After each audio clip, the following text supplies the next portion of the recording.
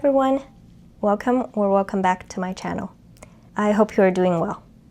Today I want to walk you through my thought process for choosing my main planner for next year. Just to note that this isn't a definitive list, but I just want to take you along with me and look at the process of me trying different things out before making a decision.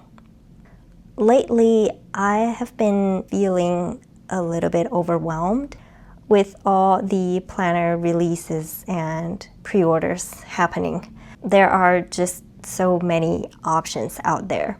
Different layouts, different covers and sizes. I suddenly felt this pressure to figure it all out right away. But I want to take a step back and take some time and think through my planner systems.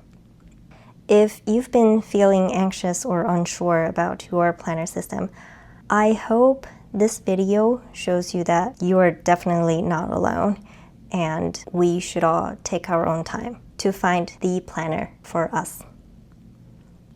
So before I choose a new system or a new planner, I want to know what's working for me now and what isn't. So let's do a quick overview of my current setup. Let's start with what's working. This is my Morning Pages notebook. It has a Life notebook in A5. This is working really well. What's also working is my reading journal in Midori A5. My Commonplace book in Leuchtturm A5, and my long-form memory-keeping journal in a TN regular size, my hobby journal in TN passport size with 3 inserts, and my Muji A6 notebook as my catch-all and everyday carry. So those are what's working perfectly right now, and I have no intention on changing those. And what is not working, or at least it's not working as I expected, is my main planner, the Hobonichi Techo. I don't want to go into details on why, but I know that next year I want to use something different. So for this video, my main quest was to find a main planner for next year. And here are some must-haves that I'm looking for. First is monthly pages. Then I also want weekly pages where there is a full spread for each week. It's also good to have extra space for habit tracking and to-do list on the weekly spread. And after trying the A6 size, I realized that I would prefer a larger size, like A5, B6, or TN regular size. And I prefer fountain pen friendly paper. So with those requirements in mind, I spent the past month experimenting with 4 different layouts to see what truly works for me. I used the back of my A5 notebook to draw out the layouts and tested each layout for a week. Let's go through them one by one, and I will talk about the pros and cons of each. Let's start with this TN weekly size. So this is the first layout that I tried during this month. You can see that I even cut the pages to size so that I can have a better understanding on how I actually feel about the size of the paper. So this one is the TN regular size vertical weekly layout. What I did here is I used the top section of each day to write down the priorities or non-time sensitive tasks, and the bottom for time blocking and logging events. I actually enjoyed this combination of planning and logging very much. However, the margins were a little bit too tight for me to write down the habit trackers and some weekly notes. So I need to stick a sticky note in here to write down my habit tracker. For the next week, I tried the TN regular and horizontal weekly.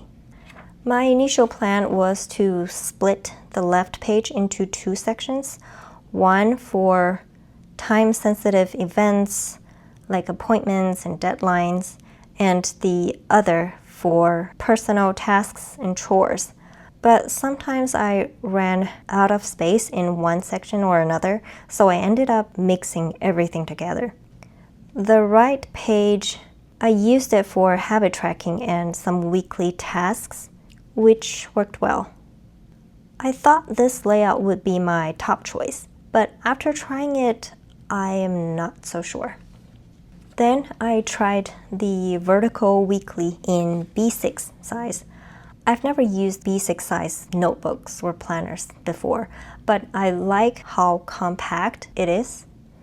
I still have some space to write down the habits and weekly to-dos, and I was also able to do time blocking.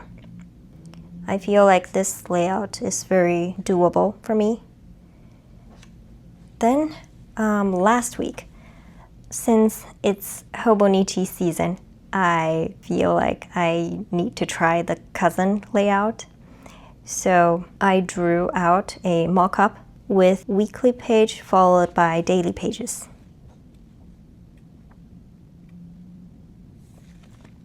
In the weekly section, as you can see, I'm able to fit in the trackers, the weekly to-do list on the margin, and I have more than enough space to do time blocking.